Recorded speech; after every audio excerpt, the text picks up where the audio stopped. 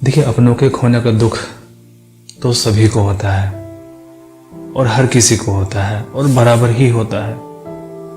हाँ, अगर कोई बहुत ही ओवर सेंसिटिव है तो उसको बहुत ज़्यादा फील होता है।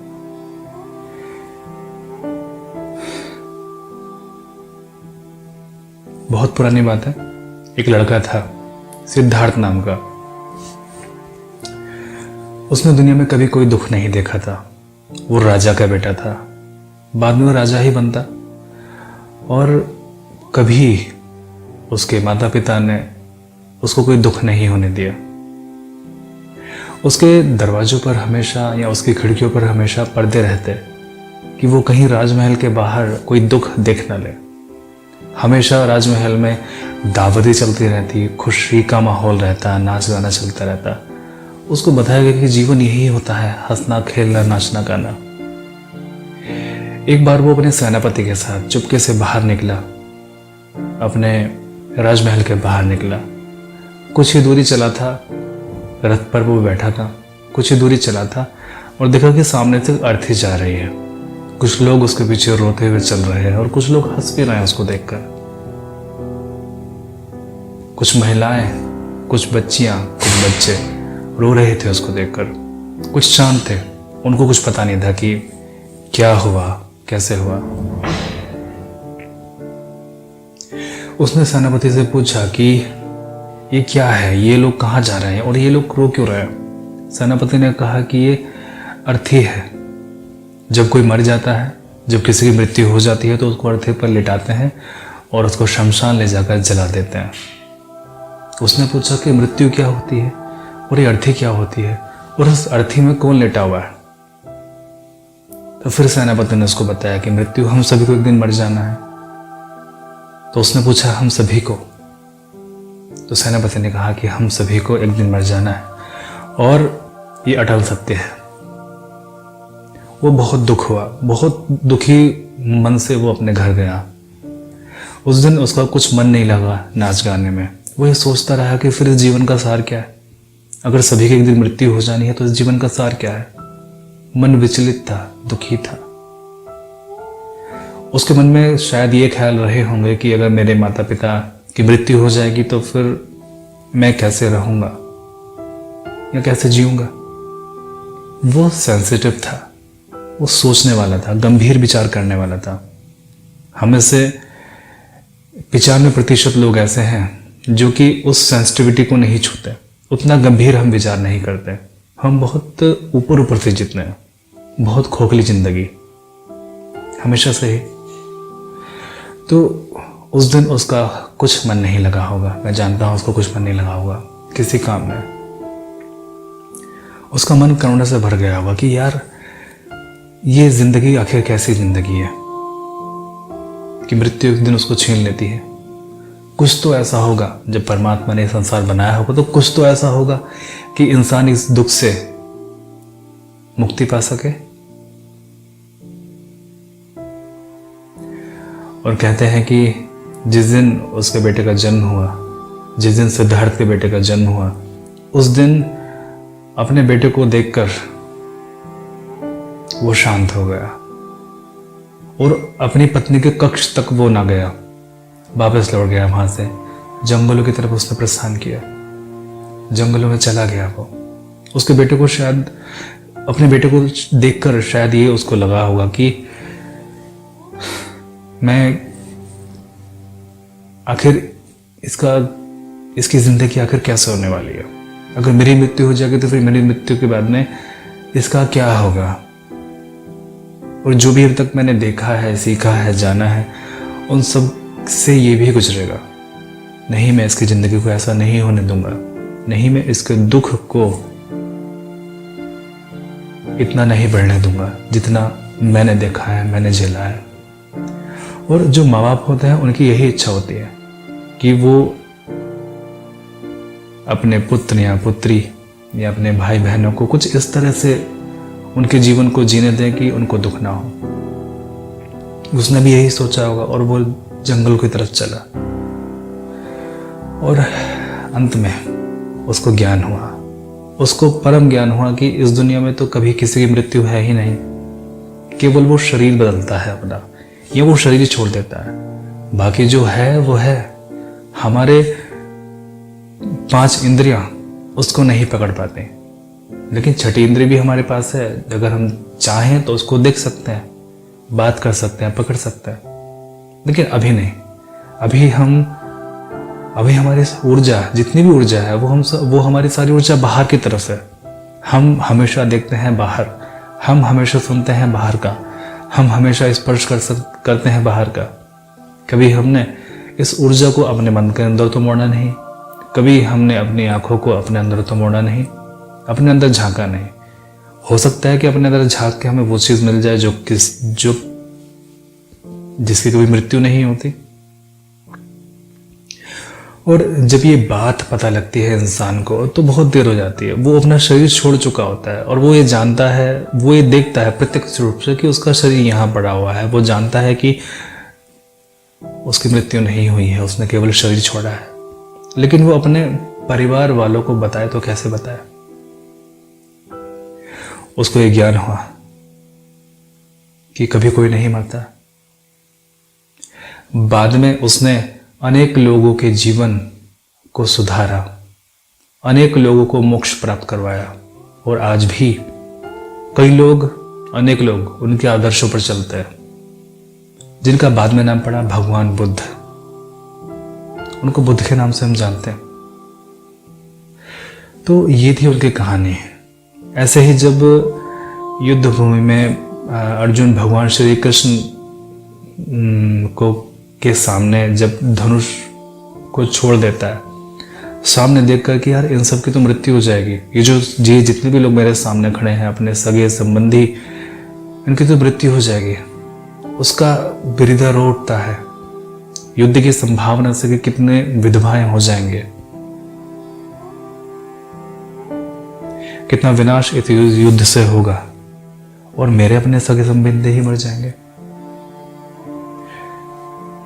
उसका मुंह सूख रहा था बार बार बोलते बोलते, उसके हाथ पैर कंप रहे थे, उसके रोंगटे खड़े हो रहे थे शरीर के। उसके अंदर इतनी भी ताकत नहीं थी कि वो अपने धनुष को पकड़ सके। अब विश्व का सर्वश्रेष्ठ धनुधर अगर उसके सामने अगर इस तरह की कंडीशन आ जाए कि वो अपने धनुष तक को ना उठा सके, तो सोचिए उसकी क्या स्थिति होगी। वो बीमार नहीं था, वो शरीर से बीमार नहीं था, उसका चित्त, उसका मन बीमार हो गया था, जिसकी वजह से उसके हाथ पांव कँप रहे थे, उसका शरीर उसका साथ छोड़ रहा था। ये कंडीशन थी अर्जुन की, और केवल किस लिए? क्योंकि सामने वाले लोग मर जाएंगे। तो भगवान श्री कृष्ण से यही कहा कि जिनको तो सोच रहा है कि वो मर जाएंगे, काल में तो वो जाएंगे ही जाएंगे, लेकिन वो जितना जाएंगे अपने आत्मा का वो उतना ही पतन करेंगे। आत्मा शब्द यहाँ गलत है, अपने सूक्ष्म शरीर का उतना ही वो पतन करेंगे। उतना सूक्ष्म शरीर उनका उतना ही ज्यादा नकारात्मक और ज्यादा नकारात्मक और ज्यादा नकारात्मक होता जाएगा, और ये संसार को बहुत अधिक नुकसान पहुंचा रहे हैं। अब आप खुद सोचिए,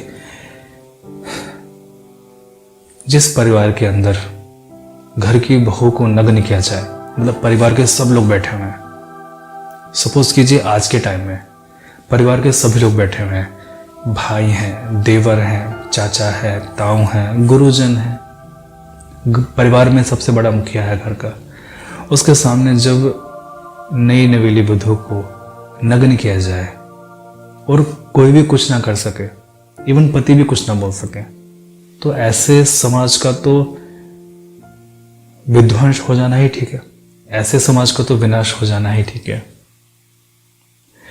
तो अर्जुन इसी बात से परेशान था कि अपने मर जाएंगे। लेकिन अगर हम बहुत बारीकी से अंदर झांके ना अपने, तो वो जो मृत्यु होती है उसमें से कहीं ना कहीं कुछ हमारे अंदर भी मर जाता है। जब किसी के पिता की मृत्यु होती है तो पुत्री के अंदर की पुत्री भी मर जाती है, उसकी मृत्यु हो जाती है। जब किसी बेटे के पिता की मृत्यु होती है तो बेटे के अंदर वो बेटा भी मर जाता है। अगर किसी माँ के बच्चे की मृत्यु हो जाए, जो कि इस दुनिया में सबसे ज़्यादा दुर्भाग्यपूर्ण है, क्योंकि छोटी अर्थियाँ अक्सर बहुत भारी होती हैं। जब किसी छोटे बच्चे की मृत्यु हो जाए तो एक बाप के अंदर से एक बाप मर जाता है, एक माँ के अंदर से एक माँ मर जाती है। यहाँ मृत्यु केवल एक की नहीं होती, कईयों की मृत्यु होती है। जिस रिश्ते से आप जानते थे वो रिश्ता कहीं ना कहीं मर जाता है, वो जगह खाली हो जाती है, आपके शरीर का कोई हिस्सा मर जाता है। लेकिन अगर हम ये जाने कि केवल इसने अपना शरीर बदला है, केवल शरीर को छोड़ा है, गंदा हो गया था, मैला हो गया था, किसी काम का नहीं था, तब हमें शायद इतना दुख ना हो, तब हमें शायद इतनी पीड़ा ना उठानी पड़े।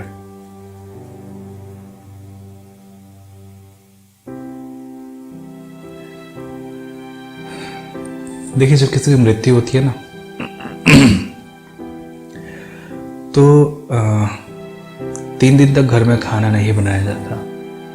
पता है क्यों? क्योंकि जिसकी मृत्यु होती है वो 3 दिन तक अपने घर में रहता है, वो 3 दिन तक अपने घर में रहता है, उसका मोह नहीं छूटता है, उसको विश्वास नहीं होता कि वो जा चुका है, उसको विश्वास नहीं होता है कि वो सुन नहीं पा रहा है, मतलब उसको नहीं सुन पा रहे हैं लोग, उसको नहीं देख पा रहे हैं लोग, जो कि वो यही है, आपके पास में ही है। वो चिल्ला चिल्ला के आपसे कह रहा है कि मैं यही हूँ, आप क्यों रो रहे हो, इतना क्यों परेशान हो रहे हो, मैं यही हूँ, अभी भी यही। 3 दिन बाद वो घर से निकलता है और 13 दिन तक भ्रमण करता है इस संसार में, जहाँ वो जाना चाहता है, अपनी मनपसंद जगह वो जाता है, वो घूमता है इस संसार के अंदर जहाँ उसको जाना होता है, और फिर 13वें दिन वो परलोक को सिधारता है। यानी कि 13 दिन तक वो इसी धरती पर रहता है, हम नहीं देख पाते उसको। 13वें दिन उसका अवचेतन मन तय करता है कि उसको कहाँ जाना है। उसने आज तक जितने भी काम किए हैं उसके आधार पर उसका लोक तय होता है। हमारे दुनिया के अंदर 7 लोग हैं, जिसमें से हम चौथे लोक पर वास करते हैं। हमसे जो नीचे के 3 लोग हैं वो नर्क लोक हैं, हमसे जो ऊपर के लोग हैं वो देवलोक हैं। तो 13वें दिन पता लगता है उसको कहाँ जाना है। क्या वो नर्क लोक में जाएगा अगर उसने बुरे काम किए हैं, जीवन में कभी कुछ अच्छा काम नहीं किया तो नर्क लोक जाएगा, या अगर अच्छा उसने काम किया है तो वो स्वर्ग लोक जाएगा, या फिर इससे ऊपर के लोक वो जाएगा। और आजकल की जो दुनिया है, ये कलयुग में, अब यकीन मानिए कि नीचे के लोग खाली हो गए हैं। नीचे नरकलोक में इतना कुछ नहीं है, क्योंकि सारे भूत प्रेत पिशाच जन्म ले रहे हैं आजकल, क्योंकि दुनिया बहुत गंदी हो गई है। और जो स्वर्ग लोग थे उसमें लोग बढ़ते जा रहे हैं, क्योंकि जब हम जन्म लेते हैं वो तो हम अपने ही अनुसार जन्म लेते हैं। अगर हमारा शरीर बहुत अच्छा है, जो हमने शरीर छोड़ा वो तो गया, लेकिन उसके बाद में जो हमारा सूक्ष्म शरीर है, जो 4 शरीर होते हैं एक्चुअल में, अगर उन्होंने बहुत अच्छे हैं और उसका जो स्पंदन है बहुत सकारात्मक है, तो हमें एक बहुत ही सकारात्मक स्पंदन का गर्भ चाहिए जिसमें हम आगे प्रगति कर सकें। और आजकल की दुनिया में ये सकारात्मक स्पंदन वाले गर्भ मिल पाना बहुत ही मुश्किल काम है, असंभव होता है। हजारों साल लग जाते हैं कई बार तो प्रतीक्षा करने में। और बुरे स्पंदन वाले गर्भ तो अब हर जगह उपलब्ध हैं। इसलिए जो पिशाच थे, भूत प्रेत थे, वो सभी इस धरती पर अब जन्म लेने लगे हैं। तभी तो दुनिया में इतना पाप बढ़ता जा रहा है। बस कुछ ही लोग हैं जो बहुत ही सेंसिटिव हैं या फिर अति संवेदनशील हैं। चलिए, तो आप ये जानिए कि कभी किसी की मृत्यु नहीं होती है, वो हमेशा अपने आसपास ही रहता है। मेरा एक दूसरा चैनल है जिसका नाम है a divine art of healing. उसमें 2 तरह की गाइडेड मेडिटेशन है ऑलरेडी बनी हुई।